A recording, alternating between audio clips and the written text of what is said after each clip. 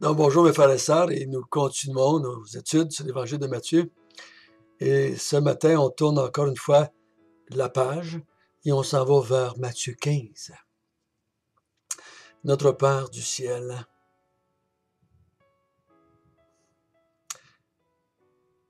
pendant que nous lisons cet Évangile qui nous parle du temps que ton Fils a passé sur la terre, nous comprenons mieux la raison d'être de sa venue. On comprend mieux qu'est-ce qui s'est passé et pourquoi ça s'est passé ainsi. Oh Seigneur, ouvre nos yeux, avant de regarder qu'est-ce que ça nous apporte, la venue de Jésus. Aide-nous à toujours regarder à qu'est-ce que ça t'apporte à toi. Qu'est-ce que ça fait pour ta gloire.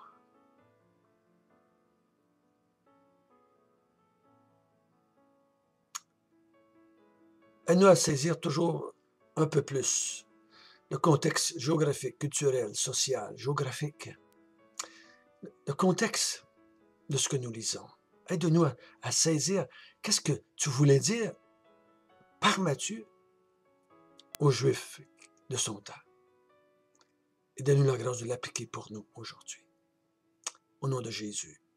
Amen. Donc, nous allons prendre le temps de lire chapitre 15. Ça va être un 20 versets, chapitre 15, verset 1 jusqu'à 20.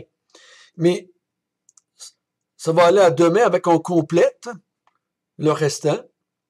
Pourquoi est-ce que Matthieu a écrit cela? C'est toujours la question que je me pose, que je vous encourage à vous poser. Pourquoi est-ce que l'auteur a écrit cela? Là.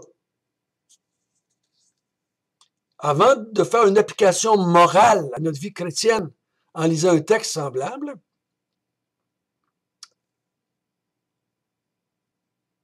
essayons de comprendre qu'est-ce que ça voulait dire pour démontrer que Jésus était le Messie, qu'il était le Fils de Dieu, qu'il était le roi d'Israël. Lisons ensemble. Alors les pharisiens et des scribes vinrent à Jérusalem auprès de Jésus et dirent: Pourquoi tes disciples transgressent-ils la tradition des anciens? Car ils ne se lavent pas les mains quand ils prennent leur repas. Il leur répondit: Et vous? Pourquoi transgressez-vous le commandement de Dieu au profit de votre tradition? Car Dieu a dit: Honore ton père et ta mère, et celui qui maudira son père et sa mère sera puni de mort. Mais vous, vous dites: Celui qui dira à son père ou à sa mère: Ce dont j'aurais pu t'assister est une offrande à Dieu, n'est pas tenu d'honorer son père et sa mère. Vous annulez ainsi la parole de Dieu au profit de votre tradition. Hypocrite! Isaïe a bien prophétisé sur vous quand il a dit: Ce peuple m'honore des lèvres, mais son corps est éloigné de moi. C'est en vain qu'il m'honore en enseignant des préceptes qui sont des commandements d'hommes. Ayant payé la foule, il lui dit: Écoutez et comprenez. Ce n'est pas ce qui rentre dans la bouche qui souille l'homme, mais ce qui sort de la bouche, c'est ce qui souille l'homme. Alors ses disciples s'approchèrent et lui dirent: Seigneur, sais-tu que les pharisiens ont été scandalisés des paroles qu'ils ont entendues? Il répondit: Toute plante qui n'a pas planté mon Père céleste sera déracinée. Laissez-les. Ce sont des aveugles qui conduisent des aveugles. Si un aveugle conduit un aveugle, ils tomberont tous deux dans une fosse. Pierre prend la parole, lui dit: Explique-nous cette parabole. Et Jésus lui dit: Vous aussi êtes-vous encore sans intelligence? Ne comprenez-vous pas que tout ce qui entre dans la bouche va dans le ventre et est rejeté dans les lieux secrets? Mais ce qui sort de la bouche vient du cœur, et c'est ce qui souille l'homme. Car c'est du cœur que viennent les mauvaises pensées, les meurtres, les adultères, les débauches, les vols, les faux témoignages, les calomnies. Voilà les choses qui souillent l'homme. Mais manger sans s'être lavé les mains, cela ne souille point l'homme.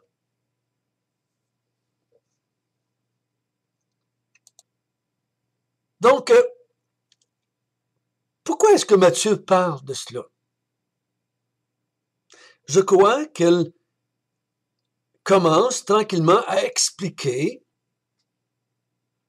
pourquoi Jésus va tranquillement s'en aller et s'éloigner du peuple d'Israël pour finalement dire au chapitre 28, « Allez par toutes les nations de la terre et faites des disciples. »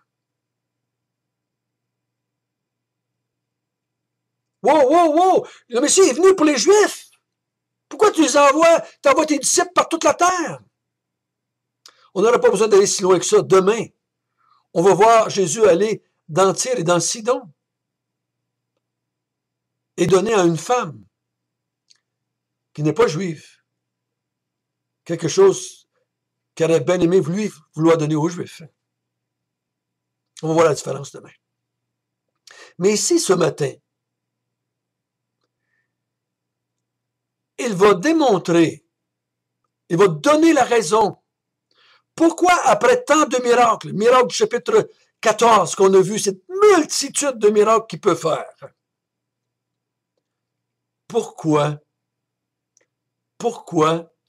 est-ce que le peuple n'a pas cru?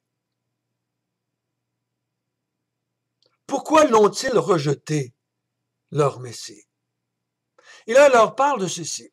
Donc, pendant que Jésus, lui, nourrit des foules par dizaines de milliers avec quelques miettes, pendant qu'il marche sur l'eau, et pendant qu'il guérit des milliers de personnes, les Juifs se tracassent, eux autres.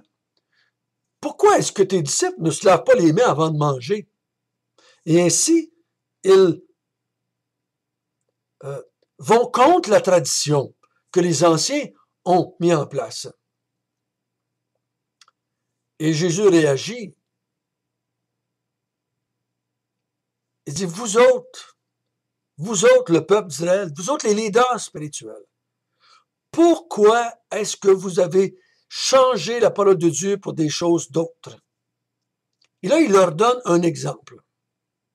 La parole de Dieu dit que tu dois honorer ton père et ta mère. Là, ici, c'est pas juste dire t'es gentil papa, t'es gentil maman. Je crois que le contexte ici nous oblige à dire prendre soin de nos parents, matériellement, physiquement. Mais vous autres, vous avez changé la loi de Dieu, vous avez annulé la loi de Dieu en disant, ben, si tu donnes ton argent à Dieu comme offrande, tu n'es plus tenu de prendre soin de tes parents. Et Jésus dit, comment ça que vous avez annulé, verset 6, vous avez annulé la parole de Dieu au profit de votre tradition. Le peuple d'Israël, au point où Jésus est venu, était comme là, 700 ans avant, quand Isaïe était là. Il dit, vous changez la parole de Dieu, vous annulez la parole de Dieu, vous mettez des traditions, des enseignements d'hommes, au verset 9, et vous donnez plus d'importance à vos traditions, plus d'importance à vos enseignements d'hommes qu'à la parole de Dieu. C'est pour ça qu'il leur dit, hypocrite. Vous dites que vous adorez Dieu, vous dites que vous servez Dieu, vous dites que vous aimez Dieu, quand vous annulez la parole de Dieu pour faire place à vos traditions, à vos enseignements humains. Et il dit au verset 9, c'est vain. C'est vain. Ça vaut zéro. Et là, il dit, ainsi, Isaïe avait bien prophétisé sur ce peuple. Ce peuple m'honore des lèvres, mais son cœur est éloigné de moi. Hypocrite. Hypocrite, c'est quelque chose que ce qu'il dit et ce qu'il vit dans son cœur, c'est deux choses. C'est un hypocrite. Vous dites aimer Dieu et servir Dieu, mais pourtant, vous avez annulé la parole de Dieu et vous avez installé des traditions et vous avez installé des enseignements d'hommes. Jésus n'est pas contre certaines traditions, comme on a l'habitude de faire telle chose en famille. Il n'est pas contre les traditions. Il est contre les traditions qui annulent la parole de Dieu, qui changent la parole de Dieu. Il est contre des enseignements humains qui vont contre l'enseignement de Dieu. Il n'est pas contre tout enseignement. Si j'enseigne à mes enfants 2 plus 2, ça fait 4. Je ne suis pas en train d'aller contre la parole de Dieu, mais si j'enseigne des choses au monde autour de moi qui va contre l'enseignement de Dieu, puis en même temps, je dis que j'aime Dieu et que je sers Dieu, mais je suis un hypocrite. Le peuple de Dieu, qui était là quand Jésus est venu, ne voulait pas d'un royaume des cieux, ne voulait pas d'un roi. Il voulait continuer à contrôler leur vie, à diriger leur propre vie, à annuler la parole de Dieu, à faire ce qu'ils voulaient, à établir leur propre religion, leurs propres règles.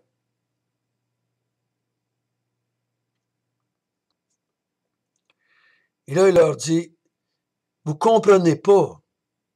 C'est pas ce que, là, il revient à leur question. Pourquoi vous ne lavez pas les mains? Qui était une tradition, qui était un enseignement d'homme. Il dit, ce n'est pas ce qui rentre dans l'homme qui le souille. C'est ce qui en sort. C'est ce qui en sort. Ces traditions-là qu'ils avaient établies, ces enseignements-là, démontraient que leur cœur était mauvais. C'est ce qui sort, c'est pas ce qui rentre. Il n'y a rien qui peut rentrer dans l'homme. Il n'y a rien. Moi, je peux ajouter, il n'y a rien qui rentre dans l'homme par la bouche, par le nez, par les yeux, par les oreilles, par les veines. Il n'y a rien qui rentre dans l'homme qui peut le souiller. Rien, absolument rien. Jésus dit, c'est ce qui sort de l'homme qui le souille. C'est le sort, c'est ce qui sort de l'homme. Donc si, comme il dit au verset 19, les mauvaises pensées, les meurtres, les adultères, les débauches, les vols, les faux témoignages, les calomnies, on pourrait continuer. C'est ça qui souille l'homme.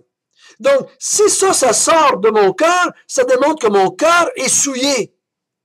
Si je fais des menteries, si je fais des convoitises, si je mens, si je commets l'adultère en pensée ou en action, si je vole, si je triche, si je fais n'importe quoi, ça fait juste démontrer ce qu'il y a dans mon cœur. De l'abondance du cœur par la bouche.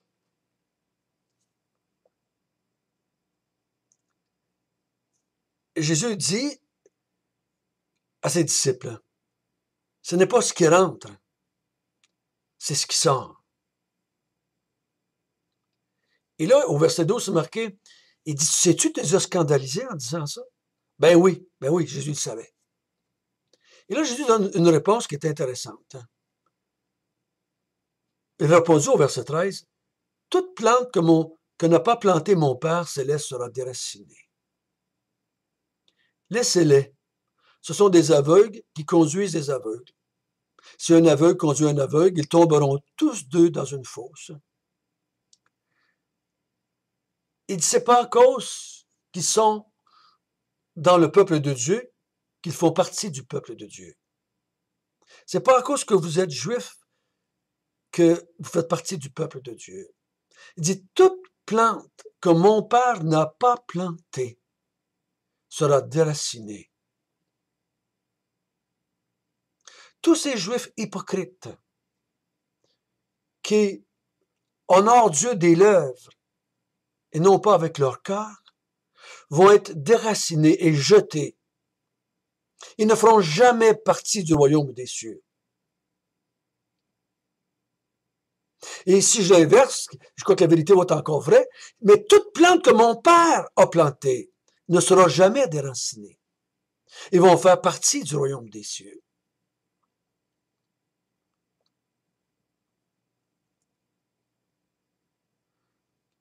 Les Juifs s'appuyaient sur le fait qu'ils étaient Juifs. Puis ils mettaient beaucoup d'importance sur leur religion. Jésus vient et dit non. Non à ça. Pourquoi ont-ils rejeté leur Messie? Malgré tous les miracles qu'il a fait. Et que finalement, il va se tourner vers les nations. Oh, dans ces nations-là, il va être compris certains Juifs. Bien entendu.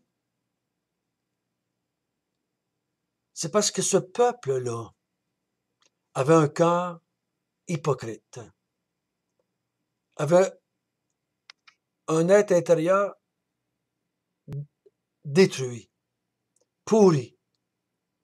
C'était des aveugles, spirituellement aveugles, qui conduisaient d'autres aveugles et qui tombent tous dans la fosse et qui sont tous détruits finalement.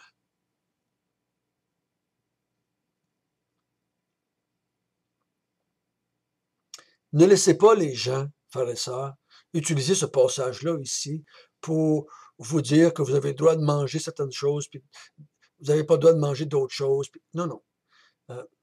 Le texte ici, Jésus dit aux apôtres, c'est pas ce qui rentre dans l'homme qui le souille. Ça, c'est le principe général. C'est pas ce qui rentre qui le souille.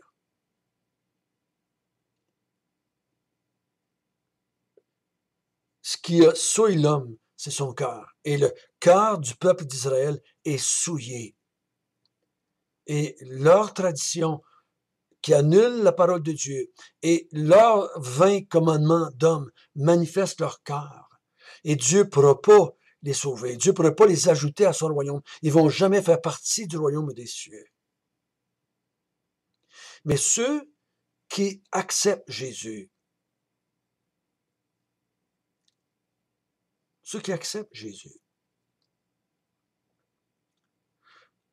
écoutez bien, ça ne veut pas dire que nous, on n'était pas comme eux.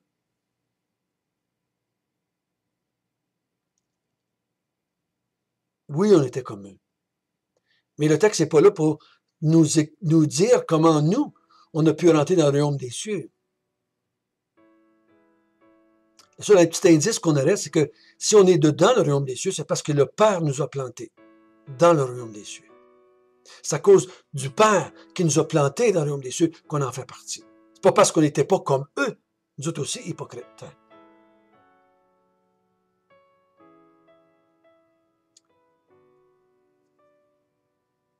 Prions ensemble. Notre Père du ciel, nous voyons par ce texte le cœur humain. Nous voyons notre cœur, à nous aussi. Parce que il y a une partie de notre cœur, c'est ce qu'on appelle la chair, qui n'a pas été renouvelée. C'est pour ça qu'il y a en nous encore du mensonge, de l'hypocrisie, des calomnies, des envies, des jalousies.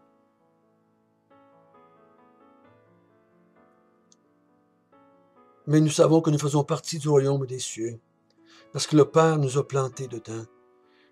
Nous savons que nous faisons partie parce que nous avons accepté le Fils comme étant le Messie promis. Garde-nous attachés à toi, Seigneur. Garde-nous attachés à toi, jour après jour. Au nom de Jésus. Amen.